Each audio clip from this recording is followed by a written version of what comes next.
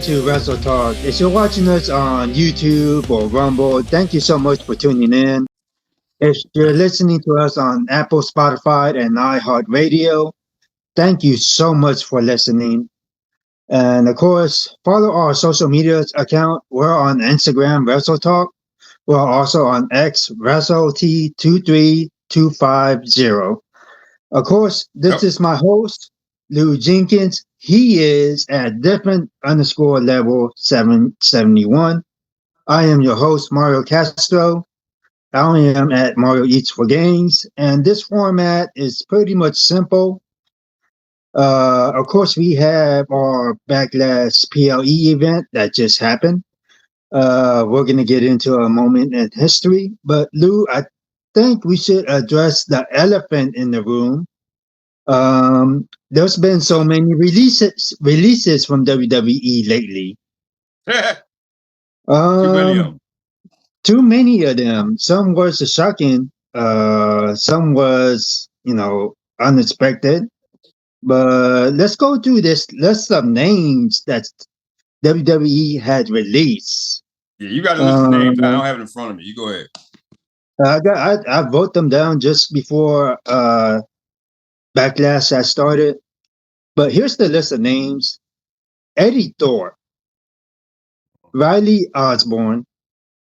Oh my gosh. I know you're about to say something about this talent here. Shakara Jackson. Yeah, my little Sasha Banks. How'd you feel about that? One. I was pissed about that one. Here's more names.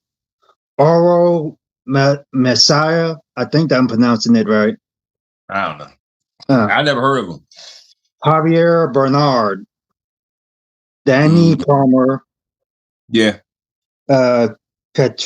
Katana Chance. Kaylin Carter. Gigi Dolan. Yeah, I hate that one. Cora Jade. Yeah. Wolfgang. Gallus, Joe Coffey and Mark Coffey. Dakota Kai. Ugh. That one was a bit of surprise to me. So I guess we're not going to see any damage control feud between them. Shayna Baszler.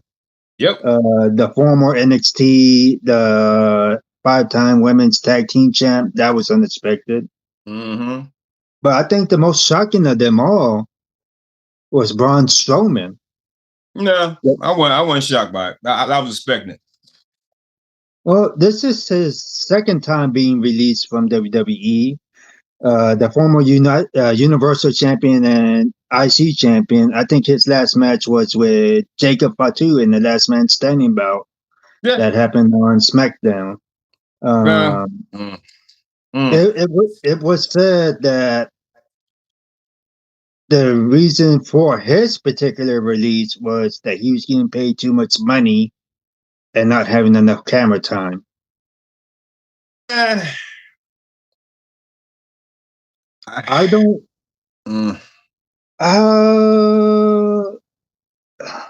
Is he getting? My thing is he getting released for not having enough? I guess no storytelling for him, or is he getting paid too much and they're trying to bring someone in new?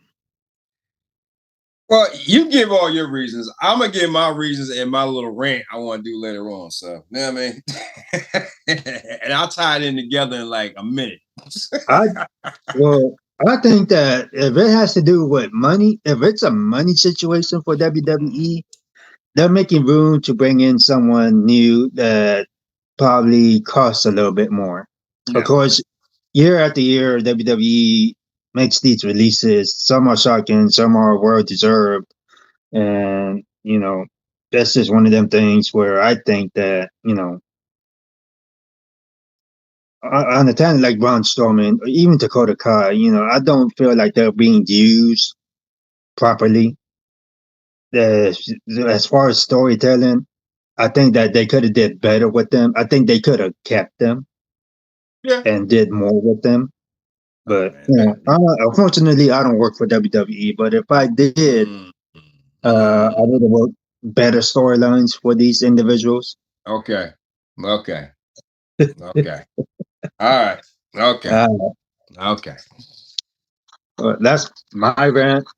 I'll let you do yours when you feel like you want to do it now or at the end of the show. No, it's gonna be a good one. I wait to at the backlash. I'll wait.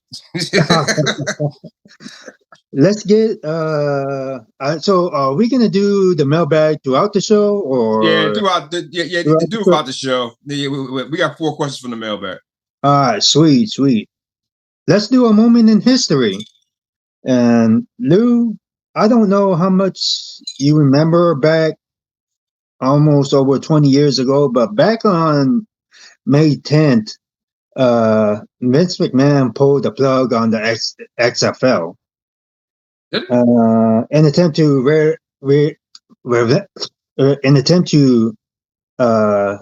rewrite history as far as football, McMahon's willingness to take risks, even such as football, his own football league, kind of crashed and burned.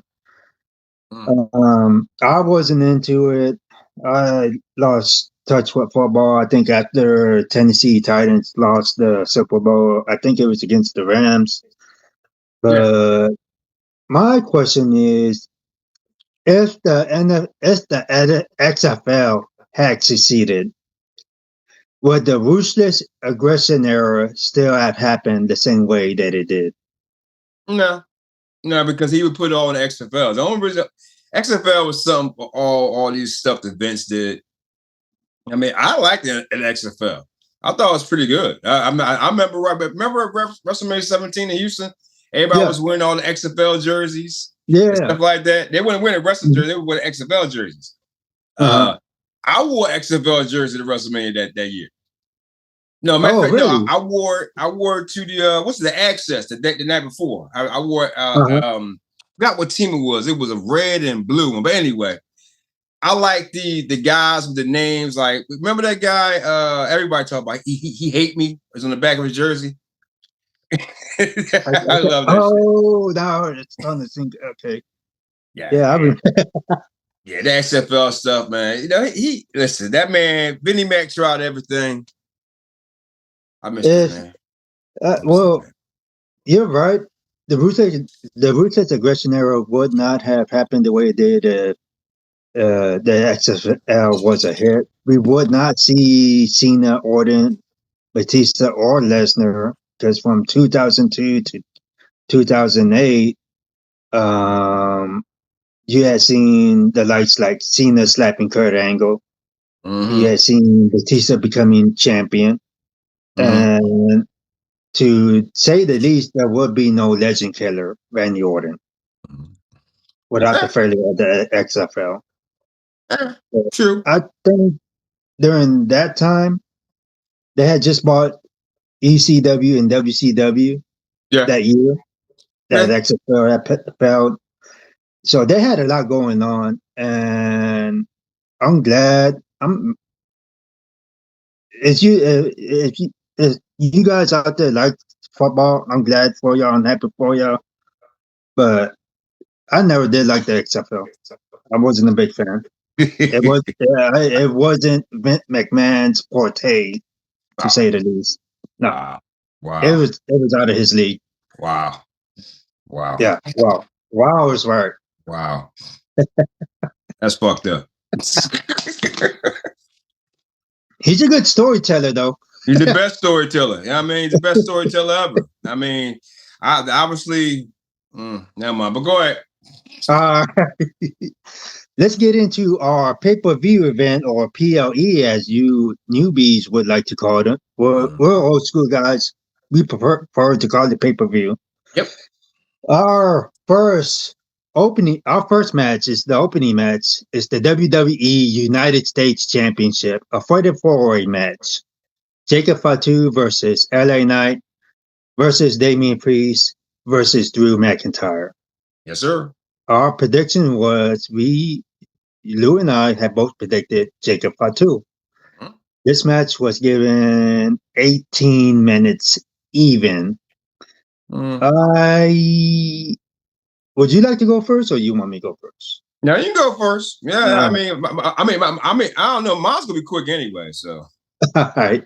Go ahead. I thought that there was a possible botch when the ref counted 3 when McIntyre had pinned Knight, but then you see Priest pulled him out. I for There was sure like thought that 3 botches on. It was 3 botches, 3 or 4 botches on guys pinning guys the whole night. But that's whatever. Well, that was the major one that stood out to me. I thought that Priest soak slam McIntyre through the table when they were in the crowd was pretty cool. Yeah. I do have a question though, Joe. I don't know who is Jeff Cobb. Oh, he's from Japan. Japan. Yeah, he's from. He was known more in IWGP, like that league over there, because that's where they all came from. Like you know the old Bullet Club. Yeah, Finn Balor was over there. Tama Tonga Cody was over there for a while. Finn, everybody was over in IWGP. He's one of those guys. Is there any relation from Jeff Cobb to the Analoi family? I don't even know. I can't tell you. I know he has. I know he was discovered and trained by. Remember that old wrestler Rhino? Yeah. He has a link to him somehow, but I forgot how it was. But it's something to do with there. But he was well known in Japan. Bring him over here. That's crazy. Well, he's a pretty big dude, and it looks like he can size up with Jacob Fatu. Of course, the finish of the match was Fatu's moonsault tonight, covering him for the pin. And the crowd really did seem like they were getting behind him. You know, they gave Jacob a big pop, especially throughout the match. Lou, how did you enjoy this match? You said it was 18 minutes, right?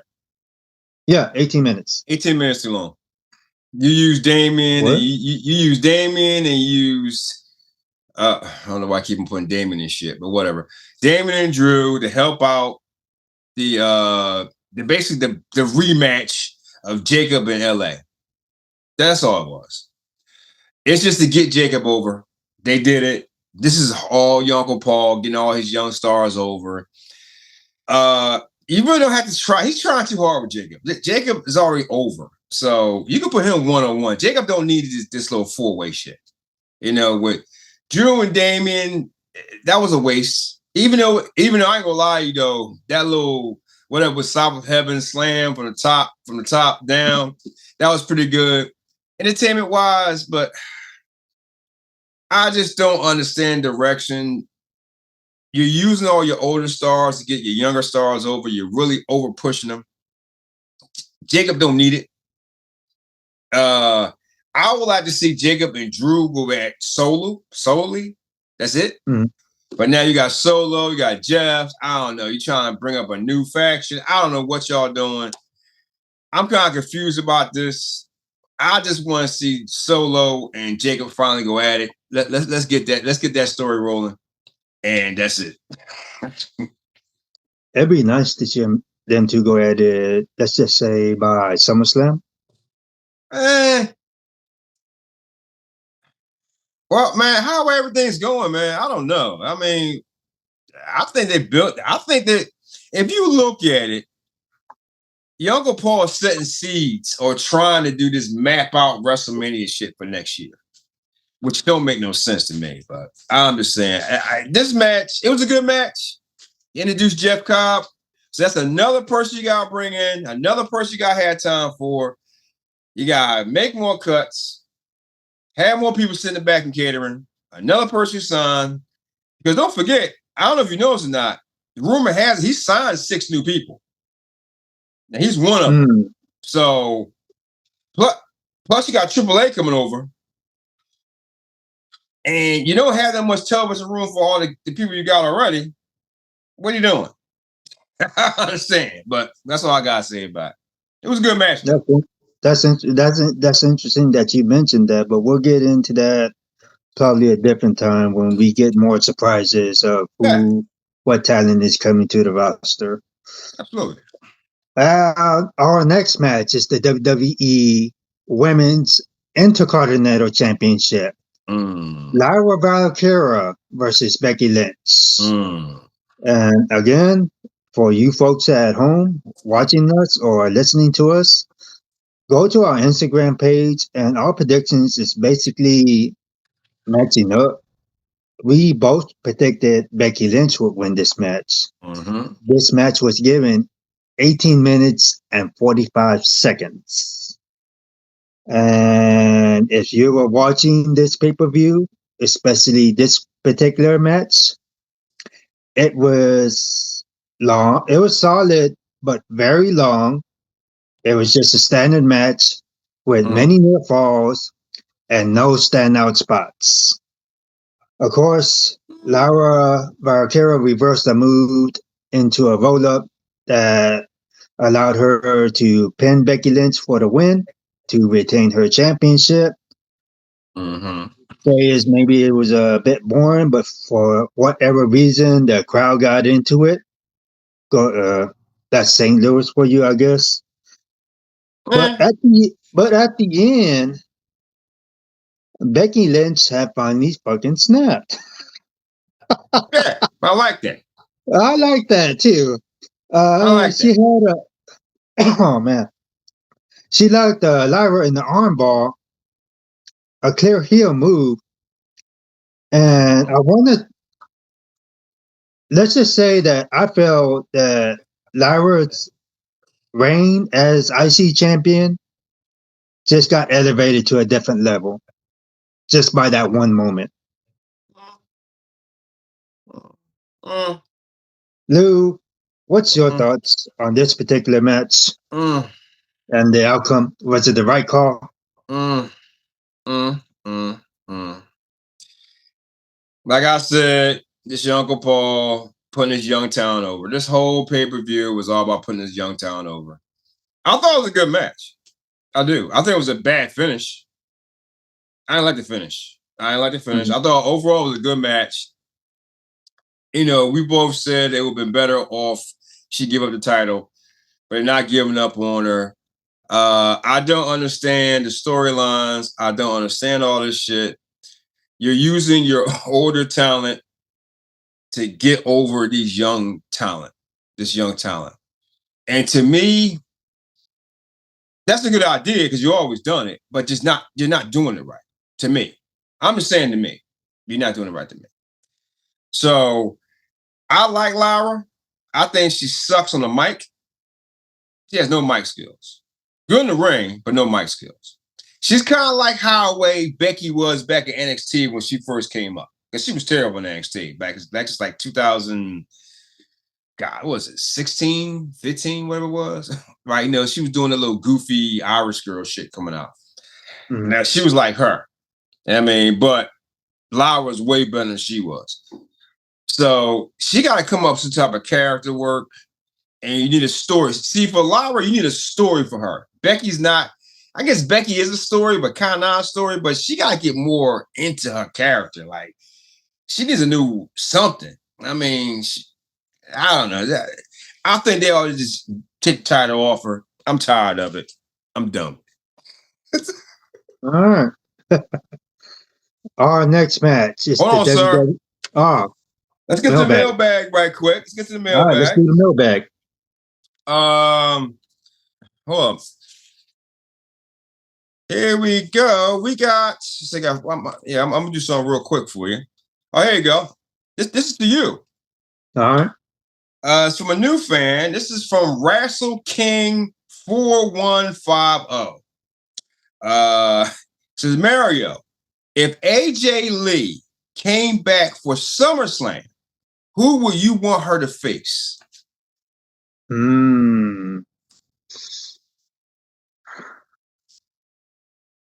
Chelsea Green. I don't know why she just popped into my mind. Okay. Yeah. All right, Wrastle King, you answered your question. I don't agree with it, but I mean that's up to him. But since you did 2 matches, let's do one more. All right.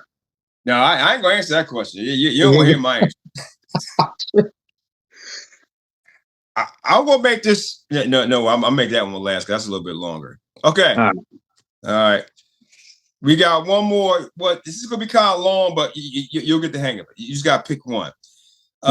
This is from Dog Walk Wrestling in Tennessee. Who is the greatest heel in WWE history? He's giving you examples. Roman Reigns, Seth Rollins, CM Punk, Paul Heyman, Roddy Piper, Edge, Randy Orton, Triple H, or Vince. You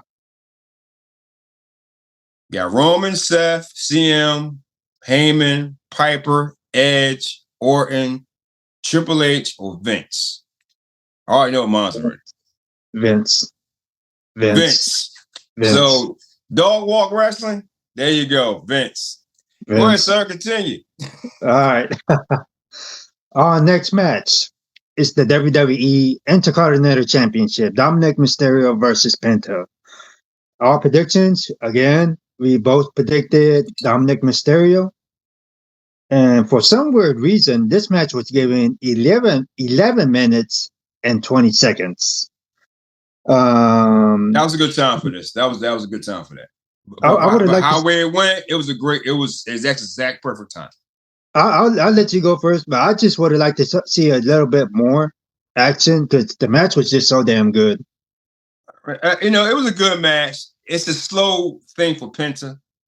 He's like I said, his young stars bring him along. Dom won losing title, and they telling a story with the whole Americana contest, aka Chad Gable.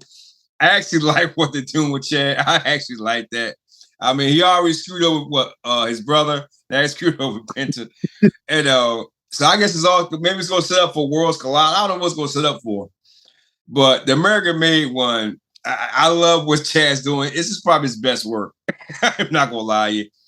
It was a good match. What it was, short, sweet. They did some moves. Dom is actually getting better in the ring. He's getting better in the ring. If you're watching now, like he's really getting better. So it was the right call. You put him over. Dom still got the title. The fans and Dom's supposed to be a heel, but you're cheering more for Dom than anything else. That was crazy. So Dom's over. Now you gotta get Penta over. He's kind of over. For the match, 11, 12 minutes is perfect. The other ones, 18 minutes was too damn long. I thought it was different when Penta came out in blue gear instead of the red and black. I also liked it how Dom did that suicide dive and turned it into a DDT. That was epic. I love that. That was incredible right there. That was good. And I don't know if you heard the commentary, but baby cakes. How are y'all gonna refer to Liv Morgan as baby cakes? Y'all that's something to throw image in my mind that I now can't get out. Baby cakes, and I ain't talking about the face. For those who wants me to be more descriptive. Anyway, did you see that move that Penta did when he went over the top rope? He's done that before. Yeah, that was cool. Of course, I agree that I think that they're setting up something between a Grande Americano and Penta, probably something for Worlds Collide. Of course, Dominic wins with the Fog Splash. We both saw this coming. It was a pretty decent match. I would have liked to see more Dominic, but that's just me. You felt that it was a perfect time. Yeah, it's perfect time for that type of match. Yeah, I mean, you already know what's coming with Dom anyway. Dom will keep that title for a couple months, so he's good. Yeah, all right. Ladies and gentlemen, if you're watching us on YouTube or in Rumble, thank you so much for tuning in. And if you're listening to us on iHeart Radio, Spotify, Apple, we thank you so much for taking the time to listen to us. And as I'm speaking right now, and we'll probably get into this a little bit more, John Cena is actually at the podium with the WWE Championship, taking questions. But let's get on to our next match, Lou. Pat McAfee versus Gunther. We both predicted Gunther. This match was given 14 minutes and 5 seconds. Oh, and man, oh man. I thought that McAfee looked at a little bit old. I did notice how he botched that springboard move. That was funny. That was fun. That was funny. Gunther's chops. I thought it was hilarious when it took two chops. That Pat made look like he was in La La Land, like dozing off or whatever, trying to act like he's finding someone that ain't even there. He wasn't even turning in the direction where Gunther was at. Like you can see Gunther looking at him on one side, like this, and then you see Pat McAfee doing this shit. That was hilarious to me. Of course, both men looked like they were lit up, like two steaks slapped on a summer grill. You can see the redness, and then you are you watching the? I want to watch that shit. I have no care to watch it. Of course, you see Michael Cole leaving commentary, getting involved, adding more drama to the match. Gunther wins with the sleeper I thought that Pat McAfee sold very well on the beatdown. He took it like a pro. That's respect for him. I knew that he was going to take an ass whooping the way he did. And at first, for me, McAfee was a little bit annoying. I didn't really like him at first. He started to grow on me, but this is the match where he earns my respect as of today. Lou? You're on shit for me. I mean, you gotta be kidding me. First and foremost, the first shot Gunther gave him, that was a real one. All the rest of them, he was cupping his hand a little bit to take some of the blow off. You go back and watch the match and look at the angle. I wasn't even talking to Cena about it. He was cupping his hand a little bit to take some of that edge off. He didn't really beat him down like he wanted to. You know, he can't really beat his ass down, right? Can't beat his ass down. It was done right. You know, they gave him his little spot, with Gunther, but nothing really happened. It was good. You know what I mean? It was something for him. I guess they trying to do the bully role shit, or whatever it was. Pat will go. He probably go on his podcast on Monday or show money, talk about it. He got beat up. His heart. He can't do it no more. These celebrity shits, man. I'm just done with it. Oh, and by the way, did you know what's that guy, right? Who's with Cena? The rapper guy. What's his name? Travis Scott. Okay. Well, he's training right now, right? I heard.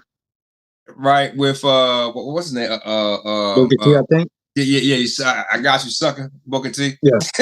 Whatever. I don't know how you feel about this, man, but they should just have just do a PLE event, just all celebrities, and just let them go at it. Fuck it. You know what I mean? I'm tired of it. But the Pat McAfee, yeah, bring it back. Bring it back. I don't think Vince would allow that to happen. Yeah, well, it is what it is. It is what it is. But, sir, I'm going to go back to the mailbag right quick. We got another question for the mailbag. It's a new guy. It's actually pretty old, too, because all the other old emails, because we ain't been answering emails a while. We've been kind of busy, especially with the WrestleMania stuff. is Matthew from Canada, just from Canada. I don't know. Hey, Matt, what's up? If you guys can meet any wrestler plus have dinner with them, who would it be? Alive or dead? Who? Did they have to be alive or did they have to be dead? I don't know. He just put any wrestler. You want to be all specific and shit. You don't want to be all specific and shit. I'll answer it in two ways. Let's see. If any one wrestler and have dinner with, alive, Paul Heyman, prick his brain, get some more intel on how the business works. Dead, Andre the Giant, because he ate. You, Lou? Out of everybody, who I had to have dinner with? You know, I actually really think about that shit. I would say somebody, right, but it's not gonna be popular, so I'm not gonna say his name. You know what? I would like to sit down and talk to Vinny, the Vince. I want to know what makes this man tick creatively, ladies and gentlemen. Creatively, business sense. Because every time I say I'm a fan of Vince, I get attacked. I get all these damn fucking emails. Oh, you know what he did? Stop. Creatively. I like to sit down and pick this man's brain creatively because he has the most creative brain. But honestly, you know what? If I can, and what's his name again? Matt, if I can switch that up, a person I would like to hang out with for a day, it'll be R-Truth. Just straight mad, crazy hang out with that dude. But yeah, I'll say the last one for later. But go ahead, sir. All right.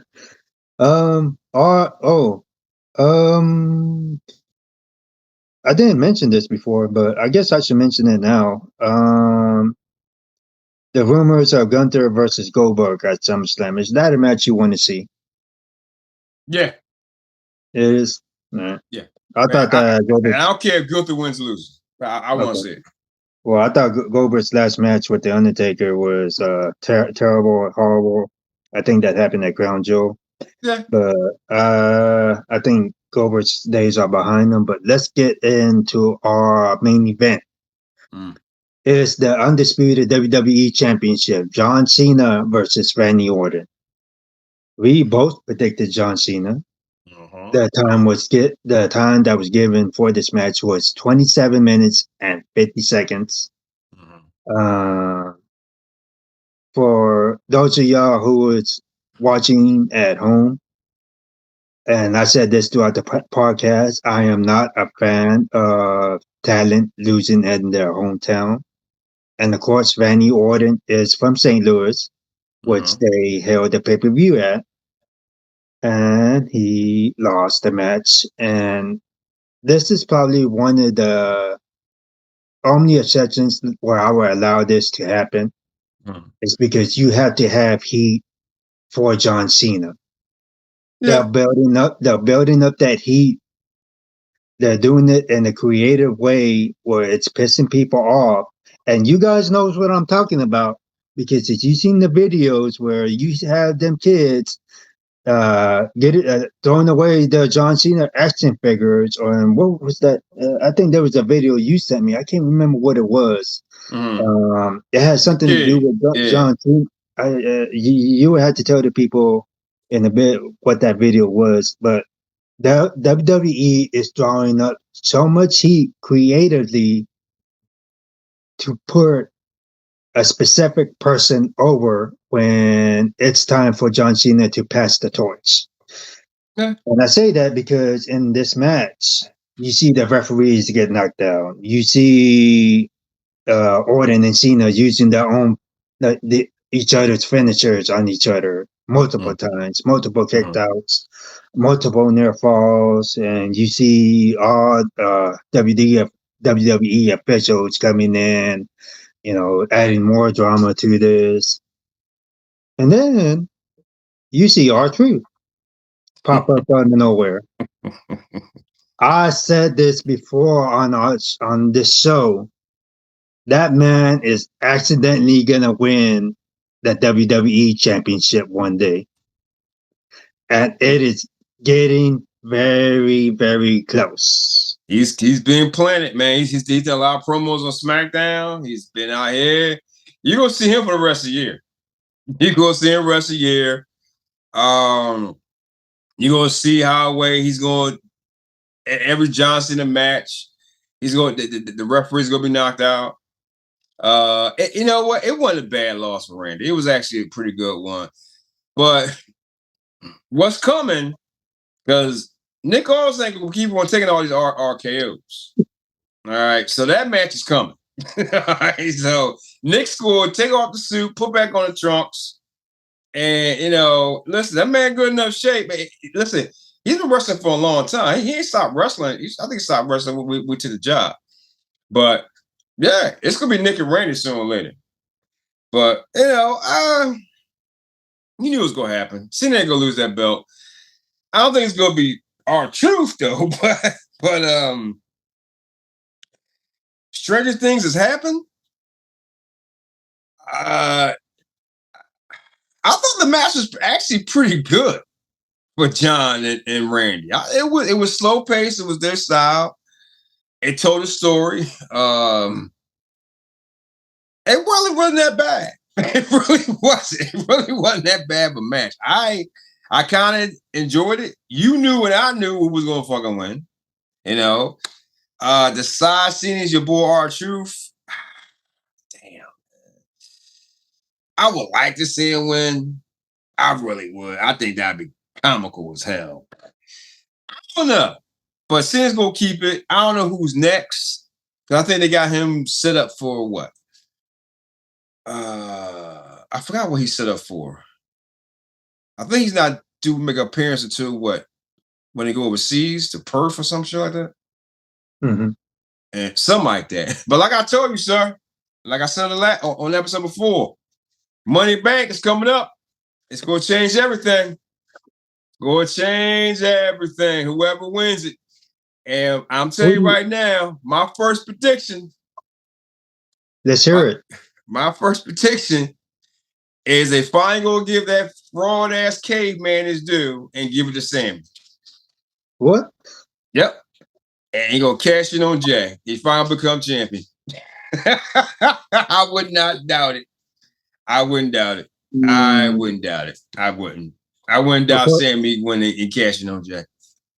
Of course, I said last time that it would be popular and hilarious if R-Truth took the Money in the Bank briefcase. And I described the storyline, how it would set up the match between Cena and R-Truth. The R-Truth would not cash in on him unexpectedly. He would confront John Cena, tell him that this is the date that I'm gonna fight you for that belt, and to be prepared to get ready. But you know what? Now that I'm thinking about it, I would have to agree with you just for the simple fact that R-Truth would need to get smashed by John Cena at least once. Yeah, he has to. At least once. He has to. So I can actually see Sami Zayn or a different talent winning the Money in the Bank briefcase. This is your Uncle Paul trying to put over his old talent. But before I read off the last mailbag, I want to know, because I'm very curious about this one. The whole SmackDown thing last night. Mm-hmm. Right? You saw your girl, Alexis Bliss come back. You did watch SmackDown? Yeah. Okay. She came back. That's all good. And, we've all given up on the white stick. And we don't give up on that shit. I want to know this. And ladies and gentlemen, can you please tell me what's going on with this? You've seen it on SmackDown. When Charlotte was leaving, Alexis slammed the door and said, "You and I need to talk." I'm very intrigued with that right there. I'm very intrigued with that. I did not see that shit coming. Alexa Bliss and Charlotte Flair, because that's an odd couple right there. But go back and watch that promo when Charlotte doing her little temper tantrum princess shit. Mm-hmm. Right, because they got put over Tiffy, but that's something you gotta look out for. I'm starting to see your Uncle Paul what he's trying to do, which he's failing, by the way. But but that storyline, I like to see that evolve. I don't know where that's gonna go, but I want to see that. Mm-hmm. I do. Probably a one-on-one specialty match or something like that. I don't know, but sir, let's get to the last mailbag question. Got one for the mailbag for you. Mm-hmm. And this is to me, from my buddy who has constantly attacked me over and over again. Rashid from Maryland. Yes, Rashid, I said I was going to read your question on here. That's all I said on the email back. So he said, Lou, how do you feel now that your Uncle Paul put Vince over in his Hall of Fame speech? Wow. First of all, he ain't put him over. He did the right thing. He referenced him. He thanked him for what he's done for him. But he did the safe thing, the right thing, by saying it was difficult. It was complicated. It's a complicated situation. We know what it's about. When you talk about Vince, it's complicated. So he did right. Did he put him over? No, but he did reference him. Everybody wanted to hear it. I'm glad he said it. So now you can get off my ass about these damn emails about me and Vince. Please get off my case about that. Okay, stop it. But that's it for the mailbag for this week. Sweet. We'll go ahead and wind this down. Of course, we already touched on Money in the Bank, which happens on June 7th. Again, also on that day, Worlds Collide. So I guess we'll be doing both or just Money in the Bank, or we're doing it together. We'll figure that out. I guess we'll figure that out. And we'll figure it out. But, ladies and gentlemen, if you're watching this on YouTube or Rumble, thank you so much. Go ahead, leave a comment, hit the notification button when the show comes out. You'll get notified when there's out. If you're listening to us on iHeart Radio, Apple, Spotify, go ahead and leave a comment. Hit the subscribe button. We appreciate you guys so much for tuning in. And sir, by the way, about them cuts, there was no major surprises. I wasn't surprised by either one. No. The core J for NXT, she just constantly injured a lot. Braun Strowman, one surprise. Only surprise I'm at is Dakota Kai. I don't think she got a fair shake. I mean, if you want to cut people, man, we got a whole list of people to cut. Okay, especially that one girl in NXT. What's her name? Man,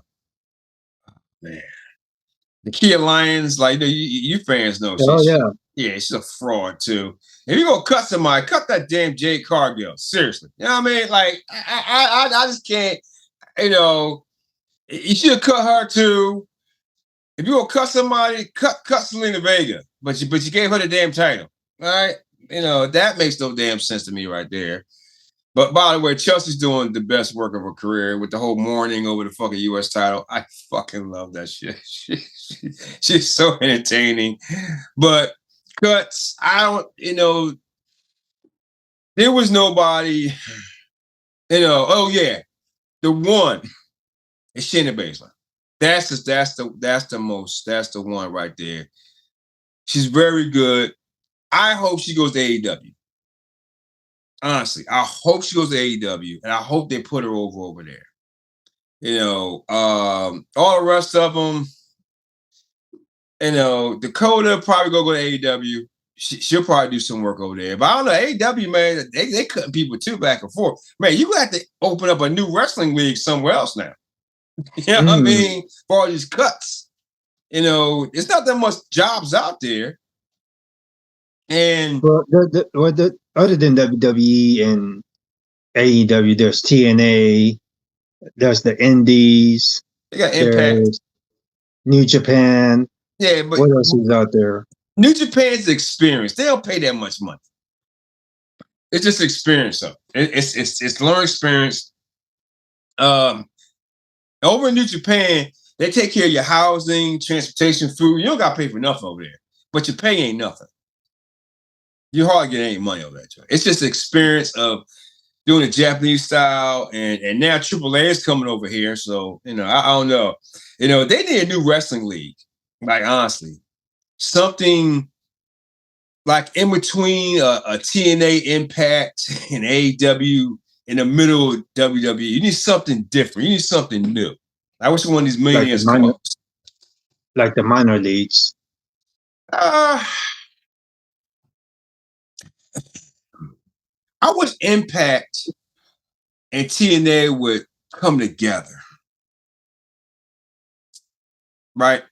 I mean, the Ring of Honor, it was brought by AEW. I think, that's, I just wish they just, I wish it was back in like how it was back in the day. Yeah, WWF, AWA, and NWA, and all the little small territories. That's because you got opportunity. Everybody making money. You can travel around, but the three biggest ones, NWA, AWA, and WWF, and maybe you got some world class here and there, but that's what I miss. I miss that, especially on AWA. I looked at Minnesota. I do miss that shit. All right, guys, as you're watching us or listening to us on this podcast, thank you so much. Again, we'll come to you after Worlds Collide Money in the Bank, which happens on June 7th. Yes, sir. Any final thoughts, Lou? The pay-per-view was